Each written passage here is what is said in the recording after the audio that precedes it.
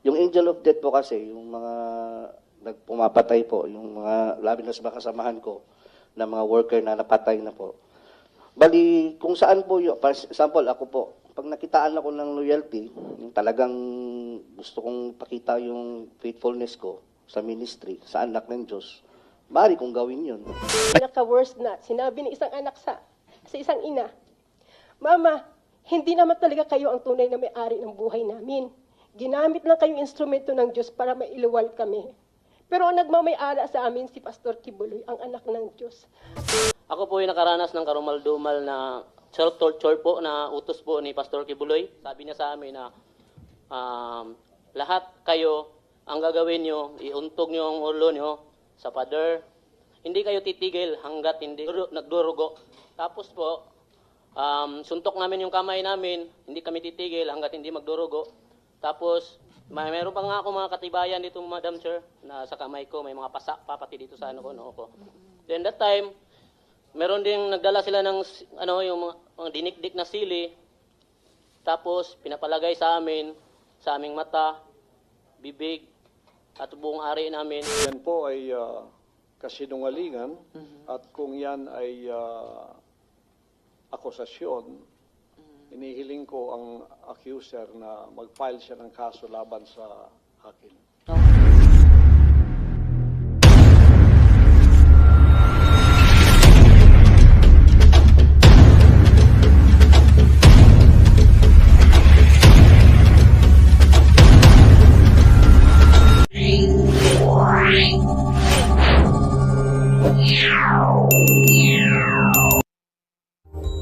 So ngayon, pakinggan naman po natin si Edward Ablaza Masayon. Sir Edward, maaari mo bang ipaalala sa amin, di ba kayo yung bahagi ng 2nd Signal Battalion ni Kibuloy? Opo, Madam Chair. Okay po. Ano po ba yung 2nd Signal Battalion? Para ba yung private army? Actually po, Madam Chair, ang 2nd Signal Battalion is a legit po na galing sa Philippine Army. Noon po, nag-start yung ni Kibuloy po, yung private army po. Nung panahon pa po ng Task Force Davao, kasi yung unang batch ng Task Force Davao, yung hindi pa ako nakasali doon, meron po mga workers na kasama ko, yung pili lang, sila yung mga unang batch talaga. Okay. Task Force Davao is local lang po ng Davao. Yes. Noong 2015 po, mag-jump out po tayo. 2015, na-endorse po yung paaro dito po sa Kingdom. Because paaro is gamit na gamit po kasi national na po siya. Ano po yung paaro? Philippine Army Affiliated Reserve Unit. Okay, paaro. Paaro Okay. po. Under po ng 11 RCDG, at saka po yung sa ARESCOM po na yung nag-train po is 1105 Community Defense Center ng 11 RCDG. So yung paaro nasa ilalim ng 11 RCDG po. RCDG. Ano po yung RCDG? Reserve, RCDG is Reserve Command po. Ng Philippine Army. Opo. At yung paaro nasa ilalim ng 11th RCDG at ng Nag-train po is yung sa 1105 Community Defense Center po. nag-train. Opo, yung under po ng sa training. 1105th Opo. Community Defense Group? Group po, group. Community Defense Group. Okay po. Defense Center po. Defense Center. Okay. Bali po CDC. yung second Signal Battalion po is po yan, binubuo po yan ng buong Kingdom members o workers po. Wala pong nakasali dyan ng mga tagalabas. Hindi po kagaya ng ibang mga reserve unit po ng paaro sa ibang lugar po, sa ibang sa ibang parte ng regional po na yung exclusive po talaga yung 2nd Signal Battalion under po ng SMNI. Okay. Under ng SMNI, yung Opo. media company. Opo, media company Pero yung po. media company ng SMNI, merong sa ilalim niya nitong 2nd Signal Battalion. Ito po yung certificate ko po, sinerex ko po. Okay. Basahin ko po yung Yes, talaga. please. And then pakisubmit ng kopya sa aming COMSEC. Sir Ito po Edward. yung namin, yung sa September 7, 2015 to November 21 na training po namin. Okay. Ang ano po is Philippine Army Affiliate Reserve Unit, PAARO, then Military Orientation Training of the 2nd Metro Davao Signal Battalion, Sunshine Media Network International. Ito po So, yung ano. ito pala ay 2nd Metro Davao Signal Opo, Battalion. Signal Battalion. Yung buong pangalan niya. Opo. Okay. Diyan ba sa 2nd Metro Davao Signal Battalion kinukuha yung tinatawag na Angels of Death?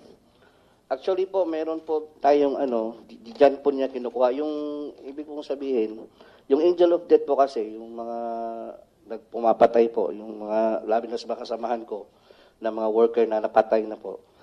Bali, kung saan po, for example, ako po, pag nakitaan ako ng loyalty, yung talagang gusto kong pakita yung faithfulness ko sa ministry, sa anak ng Diyos, maaari kong gawin yun. So yung pagkaalam nyo sa Angels of Death ay pumapatay sila, pumapatay pati ng workers, pumapatay ng workers para magpakita ng loyalty kay Kibuloy.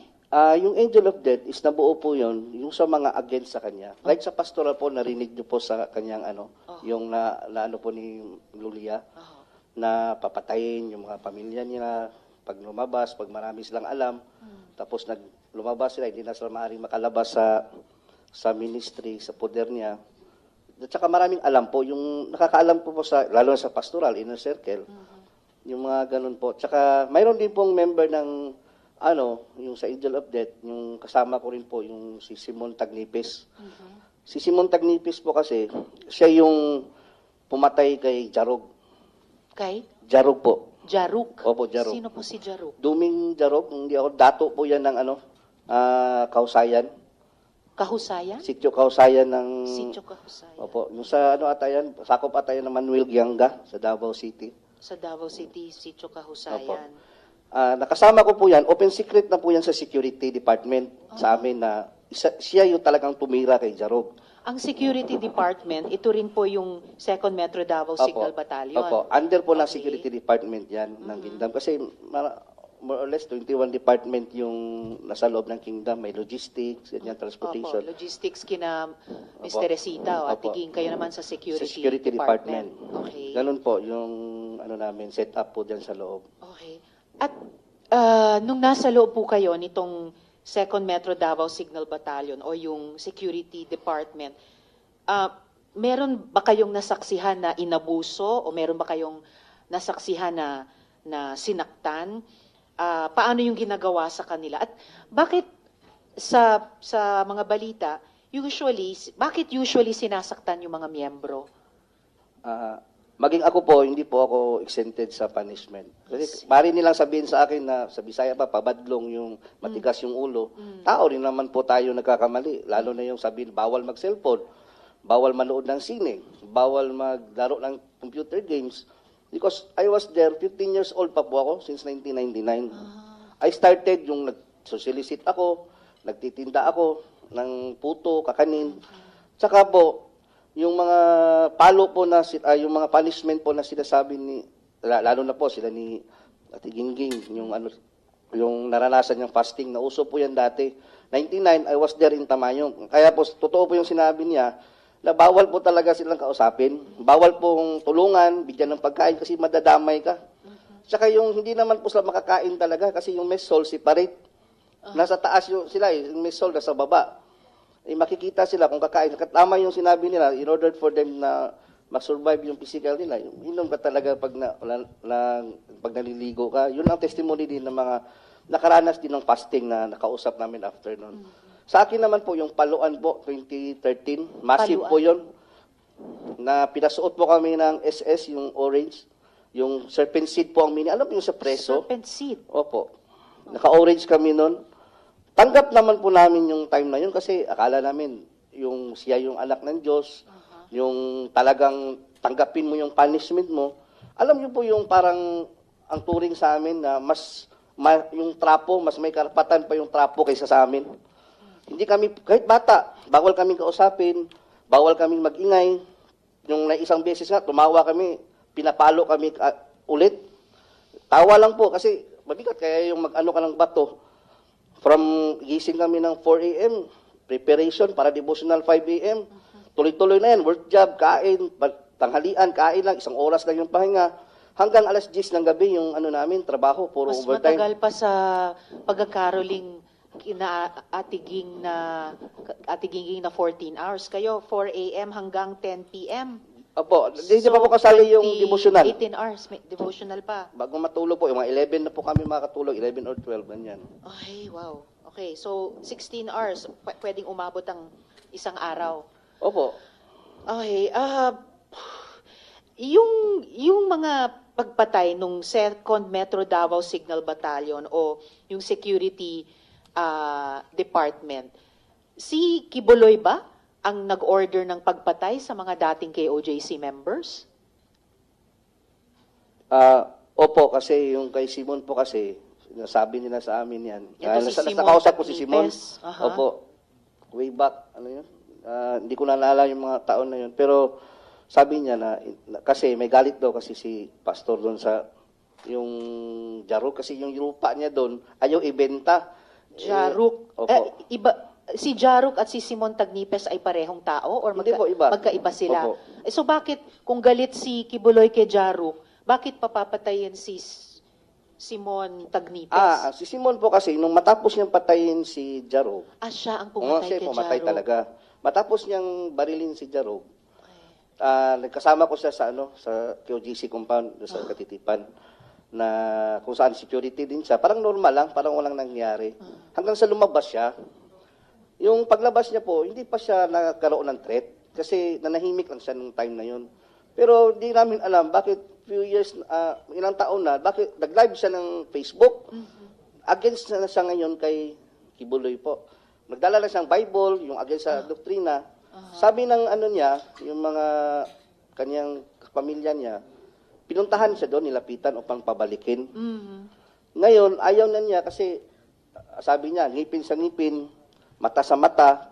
Kumbaga, nakasala siya ng nakakuha siya ng buhay, nakautang siya ng buhay ng tao, kailangan din niya, parang natanggap na niya. Yung pagpatay niya kay Jaruk. O, tanggap na niya na may mangyayari din sa kanya. Kaya nga, talaga siya, sabi pa kasi magkakilala kami ni Simon sabi pa nga yung yung mga kaibigan niya, yung parinti niya talaga, yung kadugo niya, Kamag-anak. kamag-anak niya, sabi nga niya na kung saan magdadala na siya ng Bible, gano'n na po yung niya. Kasi parang nagsisisi po siya sa nangyari, nagawa sa kanya. Hanggang sa dumating po yung time na pinatay talaga siya. At si Kibuloy ba talaga ang nag-uutos na pumatay? Baka mga tao lang niya, di niya alam? Hindi Siya ba naman po talaga? namin, kung ako, hindi naman namin gagawin yun kung hindi inuutos mula sa taas. Sino ba kami? Magagalit lang kami sa isang worker, sa isang tao na against sa ministry, na lumabas, galit lang. Pero pag inutos niya na gawin namin yan, gagawin po talaga namin yun. Okay. Kamusta naman yung pagtrato ni Kibuloy sa mga miyembro? Halimbawa, pag may sakit, pag may pangangailangan ang miyembro, kumusta ba? Pag may sakit po, yun lang po yung doon. Kasi kami, ordinary worker, dati yun, naranasan ko po nung nagkasakit ako ng pneumonia, basal pneumonia. Binibigyan lang po kami ng pamasahe, 100 piso. Tapos pa-check up sa SBMC, sa public hospital, SBMC. Tapos, Southern Philippines opo, Medical Center. Hindi naman sa inaano natin, minamaliit yung SBMC. Maganda naman yung serbisyo doon. Pero sa ngalan na nag-solicit ka, nakapagbigay ka ng income, 10 to 15 million every, ano ba yung sinabi kanina? Every yung buong month. pinag-anuhan namin, Oh. yung araw-araw naka-income kami pag mayroong month of blessings, yung KOH na sinasabi, nakakontribute ka ng pera tapos nagkasakit ka, ka lang, ipa-check up ka sa SPMC. Tapos niyan, ka pa sa Lingap. Yung programa po ni doon po sa Davao yung Lingap. Pipila ka doon ng ilang oras. At saka hindi po sinasabi, to yung Madam Chair, yung hindi pinapakilala na kingdom kami. Galing kami kay Kibuloy kasi mapapahiya daw si pastor kasi mayaman daw. Yung reaksyon ng tagalingap, malaman nila, uy, Kibuloy, mayaman yan.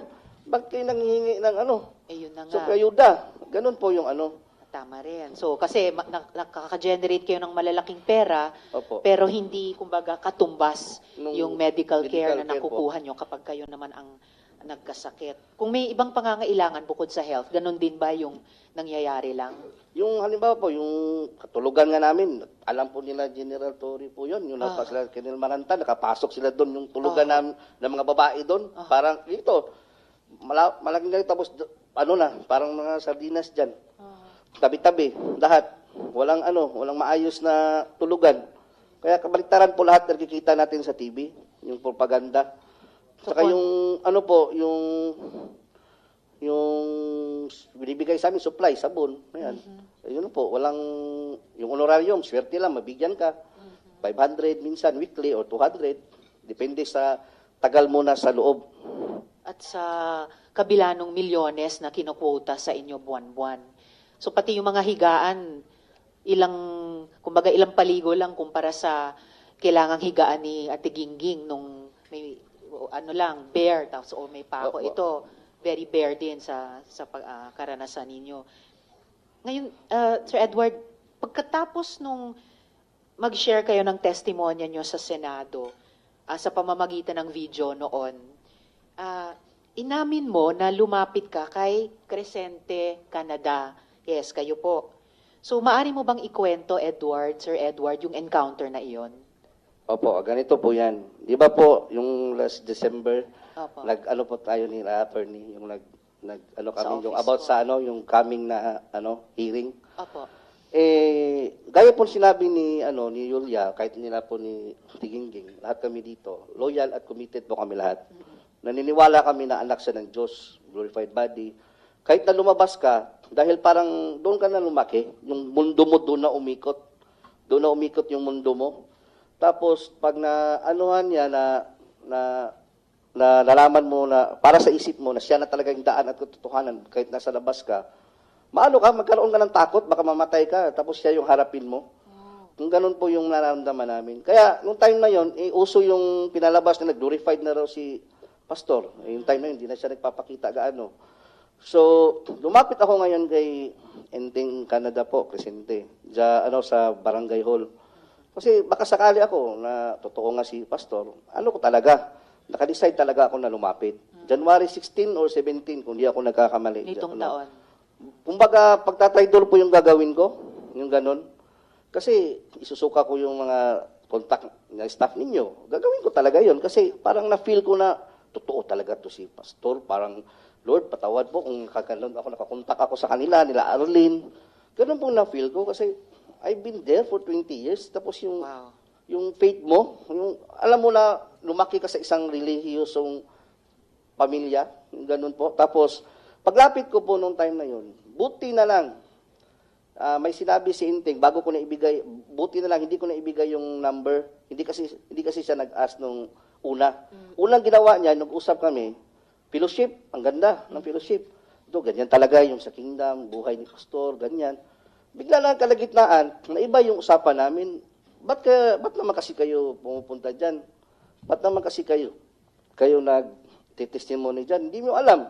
Baka may riding ang tandem na paglabas mo. Ganon. Tandem. Riding in tandem. Yung pong sabi niya sa akin, baka may riding in tandem. Ano pang sinabi niya sa iyo? Tapos bukod sa silambayon riding in daw, tandem? yung silambayon po, yung military po na namin, yung naka-DS po kay Ibuloy, sabi niya, silambayon, bago lang may pinatay.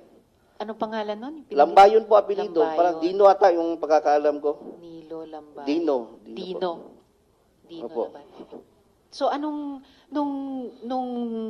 sinabi ni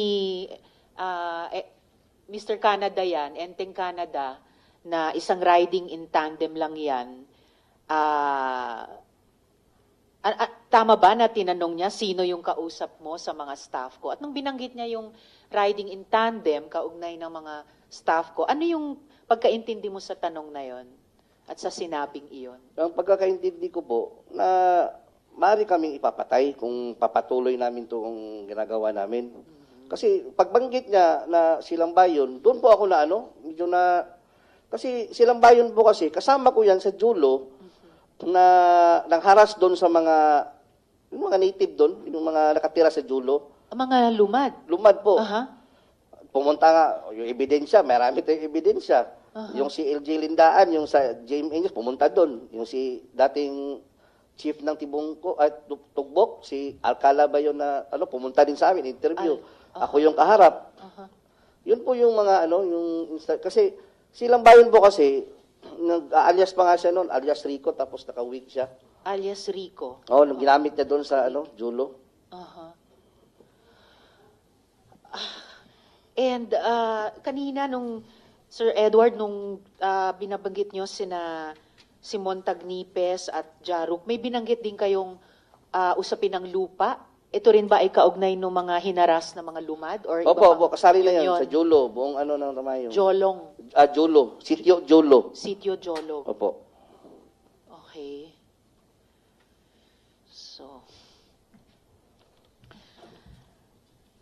Okay. So yung encounter nyo, yung pag-uusap nyo kay Mr. Canada ay may ganong parang banta na ang dating sa inyo pwede kayong ipapatay dahil binanggit yung riding in tandem. Pati nung tinanong niya sa inyo, yung staff ko, binanggit din yung riding in tandem.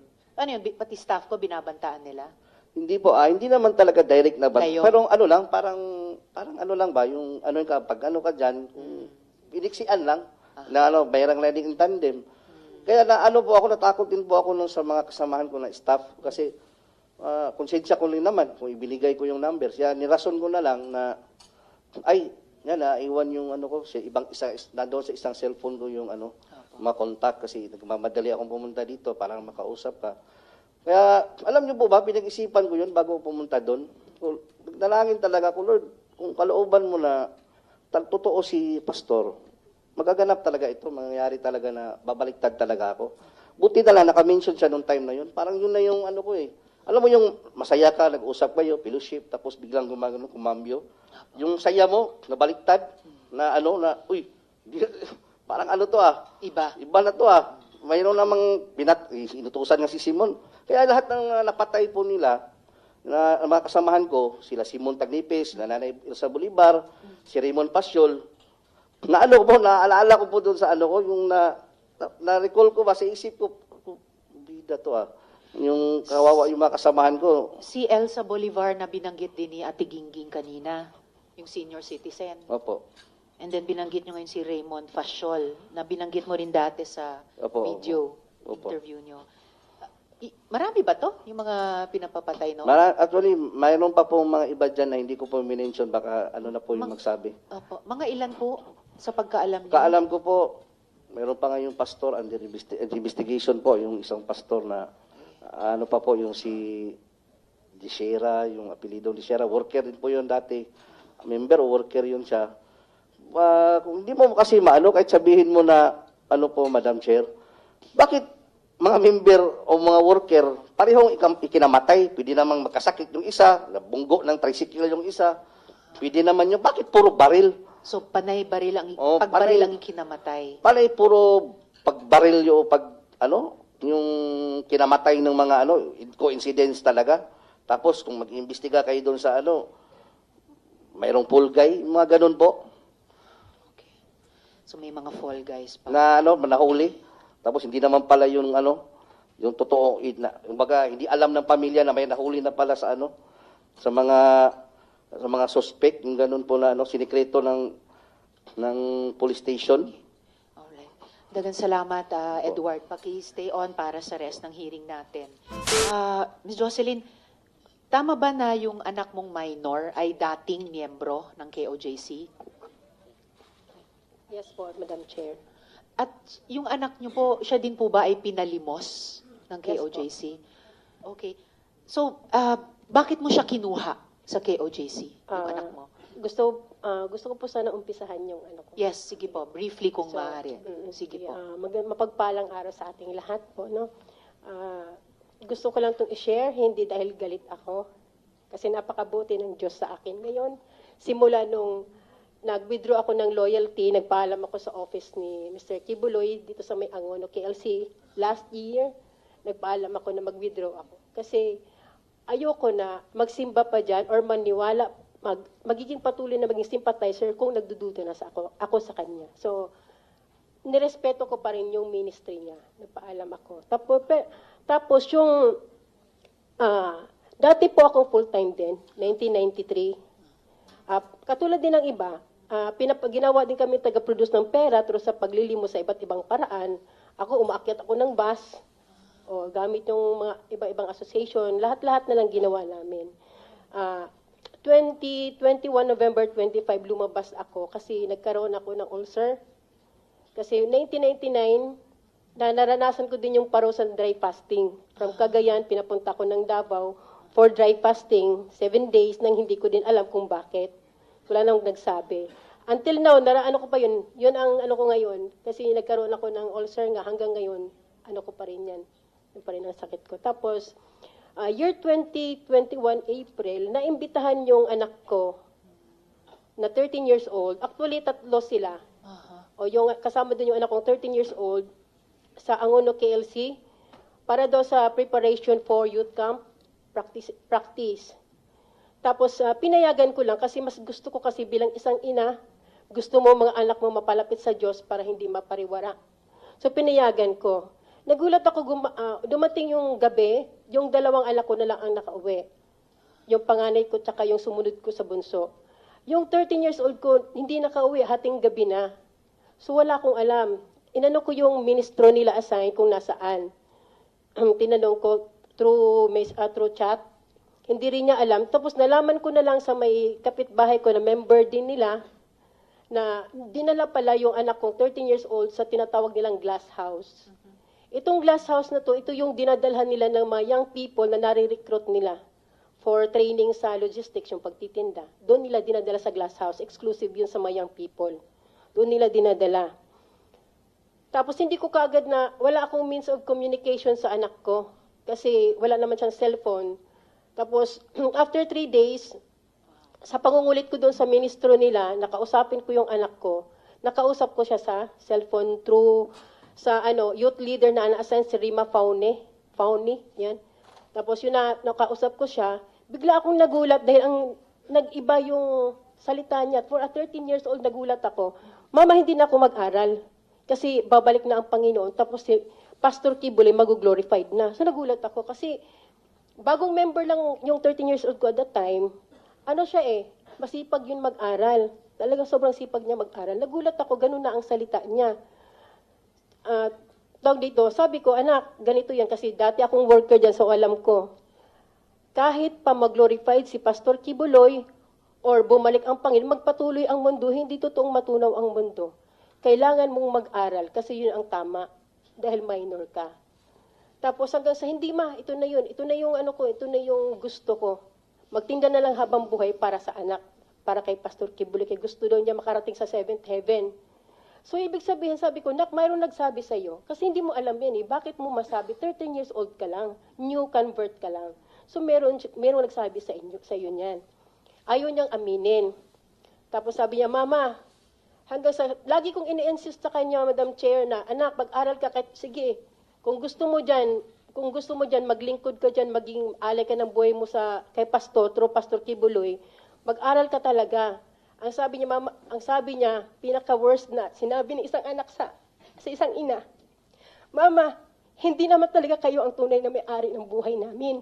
Ginamit lang kayong instrumento ng Diyos para mailuwal kami. Pero ang nagmamay-ari sa amin si Pastor Kibuloy, ang anak ng Diyos. Sobrang, sabi ko, sabihin mo, kasi pupuntahan ko yung sino nagsabi sa'yo, ayaw niya talagang sabihin. Tapos,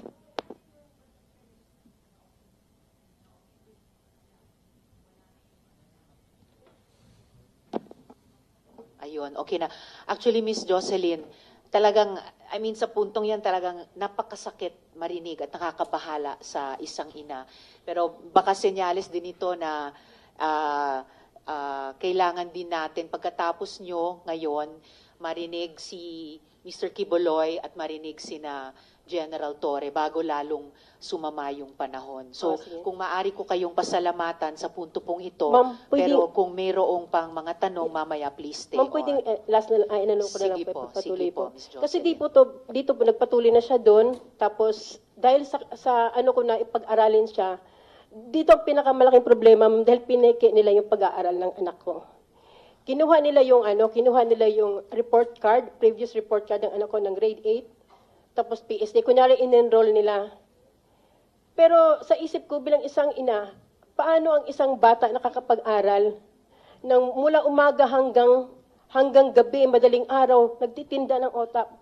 Di ba hindi yun, hindi dapat? Paano makapag-aral isang bata? 13 years old lang yung anak ko.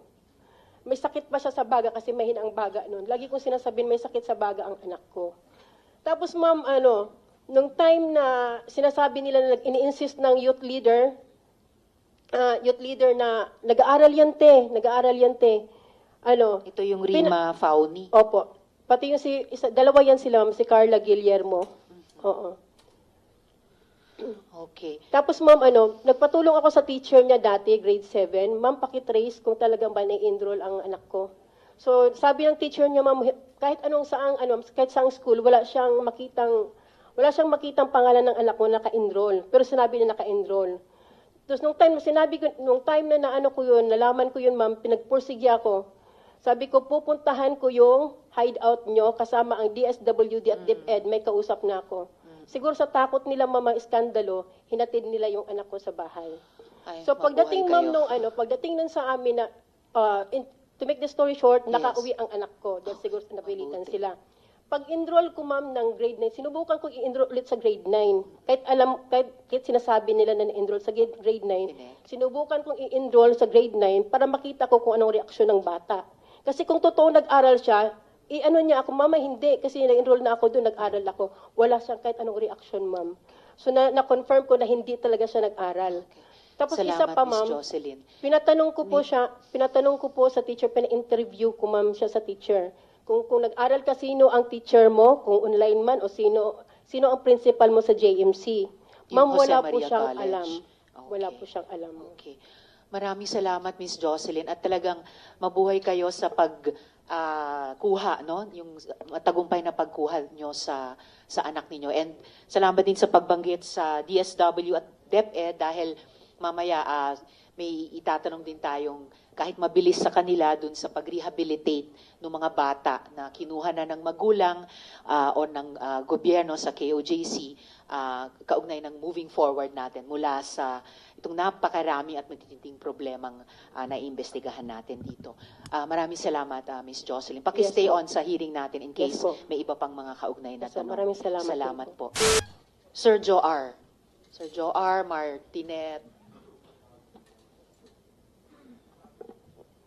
Yes po. Madam Chair. Olimba. Opo. Okay. Salamat kayo. Sir Joar, so para lang maalala namin ulit, maaari mo bang ikwento ng maiksi kung paano ka naman naabuso? Opo, Madam Chair. Good afternoon sa lahat. By the way, ako pala si Joar Olimba and Iki alias Jerome. Ako po ay isang full-time worker sa under po ng logistic department na wala ibang ginagawa, magtinda, mag-solicit sa lahat ng Metro Manila at buong NCR. Ako po ay diniretso ko lang po kasi na ko na po ba, di ba? Opo. Yung na lang, nakaranas po ako ng karumal-dumal na sa loob ng compound ng Kingdom of Jesus Christ. Doon po sa Baliches sa Oyo, Quezon City. Ako po ay nakaranas ng karumal-dumal na self-torture po na utos po ni Pastor Kibuloy. Sa kasalanan pong nanood lang po ako ng sine at saka nagkagulapin na tagalabas.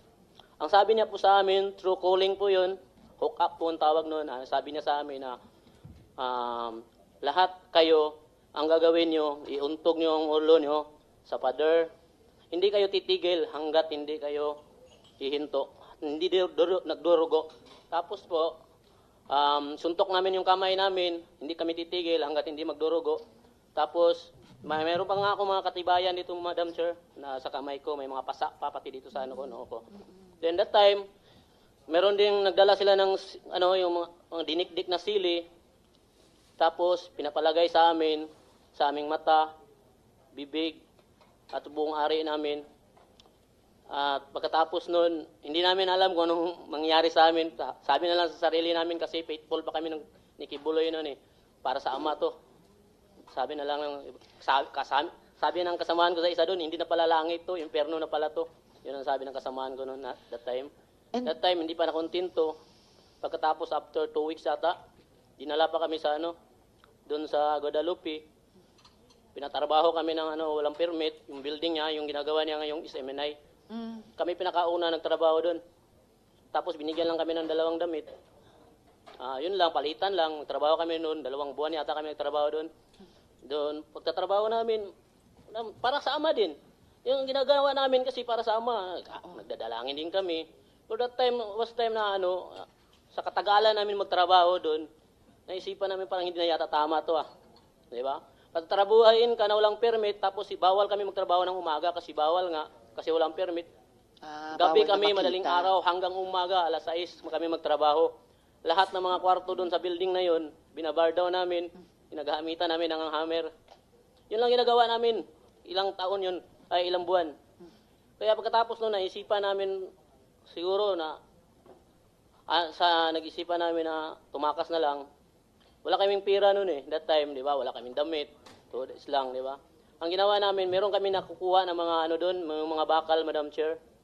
Mga bakal, tapos meron kaming doon kaibigan sa labas kasi hindi kami makalabas kasi meron kaming gwardiya, 2 may mga armado Mga Armalite pa yung mga baril. Wow, long arms. Naka-uniform pa na task force Davao that time yun. Task Force Davao sa Yun din, Guadalupe, sa pagpanis- Makati? Opo. Pagpanis din namin doon sa OYO, meron din mga 2 armado din, may mga baril din. Hindi kami makalaban, kaya para sa Ama na lang yung ginagawa namin, yung punishment namin. Hindi ako makapaniwala yung ganun na yung punishment namin At paano mo nakumpirma na si Kibuloy mismo ang nagpapayag or nagpagawa ng ganong torture sa inyo, yung paguntog ng ulo, pagsuntok ng kamay, paglagay ng sili sa sensitibong parte Siya po ng talaga katawan? nagsabi kasi that time nasa Amerika siya noon. Kapag kasi that time noon, yun, MOB, month of blessing niya noon Maha. Tapos lumit yata yung kita kaya galit na galit siya.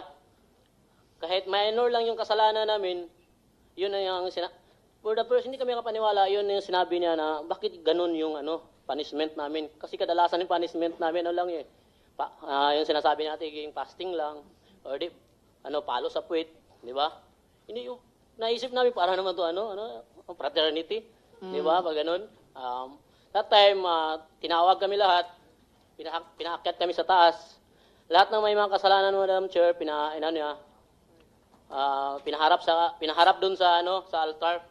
Tapos tumawag si Kibuloy through calling, hook up, tapos yung cellphone tawag siya, tapos kinokonek sa speaker para marinig namin lahat.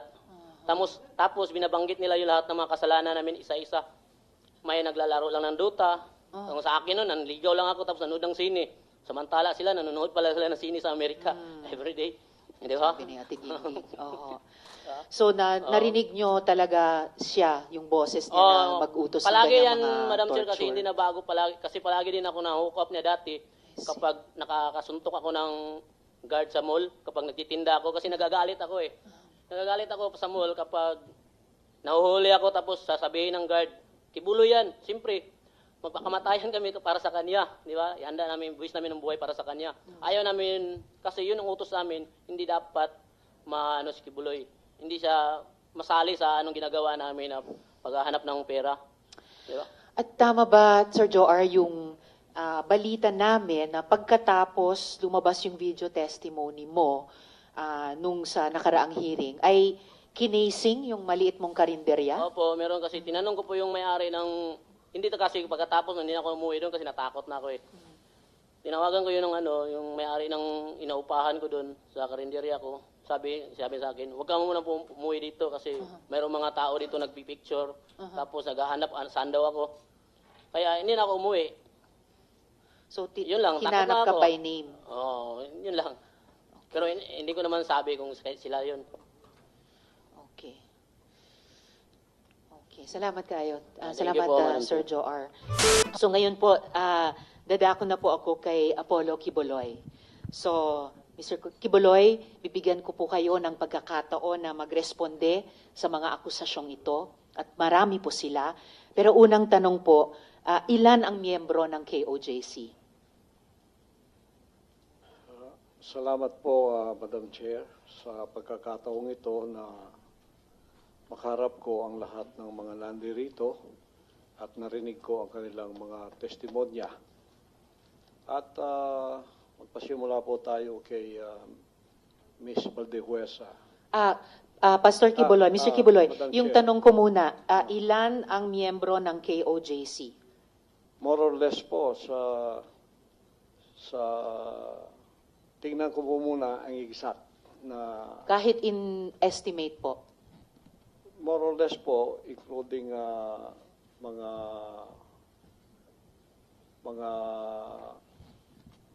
partners, yung ibig sabihin ng partners yung hindi pa membro pero covenant partner na sila, mga more or less 7 million. So kasama, so miyembro plus covenant partners, mga 7 million Oo. sa inyong pagkabilang. Okay. Sa mga follow-up question ko po, dun sa mga testimonya ng mga victim survivors, sinexually abuse nyo ba ang mga babae at mga menor de edad? At Wala ginamit nyo pong- ba ang relihiyon para i-sexually abuse Wala sila? pong katotohanan yung kanilang mga sinabi. Kung meron po silang mga charges na criminal laban sa akin, malaya po silang mag-file ng kaso at doon ko haharapin at sasagutin sa tamang forum sa korte ng ating lupa tulad ng kinakaharap namin ngayon. And actually, on that matter and for the record, may at least isa sa victim survivors na dati nang naghain ng kaso sa inyo dun sa Davao, kaya lang dinismiss. Kaya inappeal nila sa Department of Justice.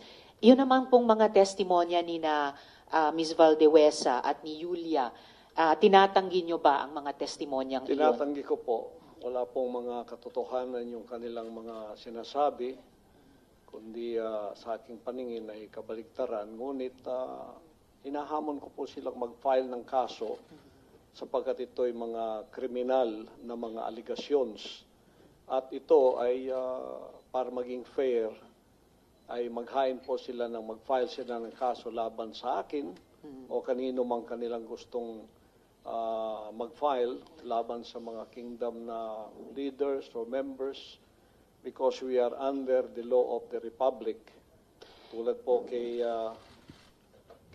Masayon, yung kanyang sinabi, Pastor, i-interrupt ko muna oo. kayo doon dahil Oo. tinatanong ko muna yung mga Yes. testimonya ni na Ms. Valdewesa at ni Yulia. Sorry po. Pinalimos niyo po ba yung mga bata para i-sustain ang operasyon ng KOJC at Wala. para tustusan ang inyong Wala lifestyle? po kaming mga palisiya na magpalimos ang bata. O Pero magpalim- walang polisiya man, pinalimos niyo ba sila? Hindi po. Wala pong katotohanan yun. Okay. Eh yung mga adults po, Ganun din po. pinalimos nyo ba sila or pinayagan nyo ba silang maglimos para sa operasyon Hindi po. at lifestyle Wala ng pong KOJC? polisiyang ganon ang kingdom na magpalimos. Wala mang polisiya pero pinalimos nyo ba sila, Hindi yung po. mga adults? Hindi po. Wala pong katotohanan yun. Alright. Pinayagan nyo ba yung pang-aabuso at pag-torture sa mga miyembro nyo? Hindi Halimbawa po. yung parusang dry fast. Hindi rin po polisiya ng kingdom ang batas ng pagparusa ng tao ay ipapasting para mamatay. Napansin ko po, lagi kayong nagre-refer sa polisiya, pero ang tinatanong ko po ay yung practice. Practice. So, pinaabuso nyo ba, pinatotorture nyo ba yung mga miyembro nyo? Pinapa-dry fast nyo ba sila? Sa freedom of religion po natin, meron tayong separation of church and state. At tulad ng sinabi ko, yung fasting ay voluntary kung tatanggapin mo. Hindi po ipinipilit. Alright. Kayo ba yung nakaisip nung modus na piliting magpakasal yung mga miyembro nyo na hindi naman magkarelasyon para manatili sila sa ibang bansa? Sino pong nakaisip nun, nung modus na yon? Because this is under the investigation already, I invoke my right to remain silent on this issue. Alright. Quickly lang po kay Ate Gingging, yung dry fast po ba, voluntary ba ito? No, for sure. No. Alright. Salamat It po. was an instruction. Instruction. So, hindi siya voluntaryo, instruction or utos siya. Alright. Salamat po. Mr. Kibuloy, boses nyo ba yung nasa audio file kanina, yung binabantaan mo yung si Stephanie o si Pane? Kailangan po i-authenticate kasi ngayon malakas ang AI. So pero boses nyo ba yon? Yung nagbabanta kay Pane o kay Stephanie?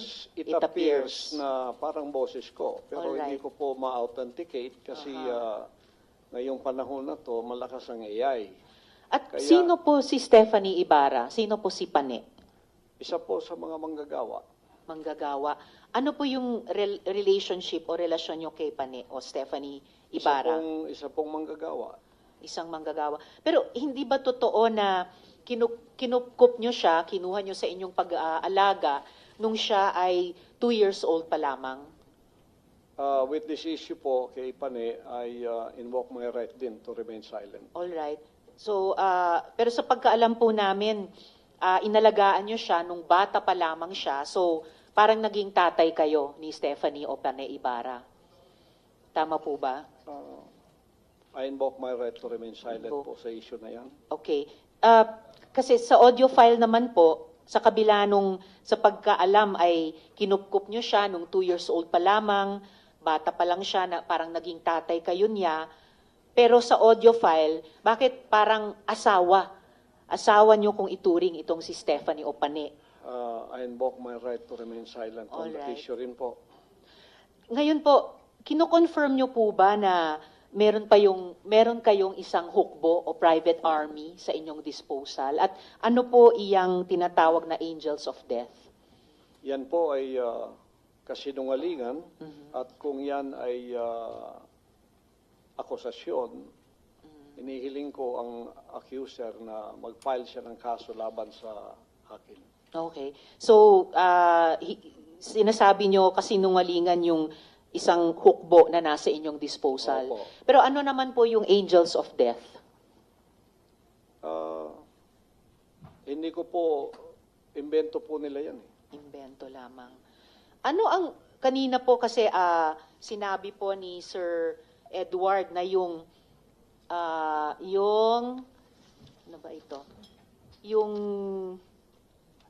saan na ba yung notes ko? Teka ha. Kay Edward. Yung 2nd Metro Davao Signal Battalion ay may kaugnayan sa Task Force Davao. So, ano ang ugnayan kung mayroon ng Angels of Death dun sa DDS o Duterte Death Squad naman? Wala po akong personal knowledge niyan, so I Walang invoke personal my knowledge. right to remain silent on that issue also. All right. Tapos, pwede nyo bang ibahagi sa amin, mula sa perspektiba nyo, yung detalye ng law enforcement kung papaano nakuha nila ang kustodiya sa inyo? Pakiulit po.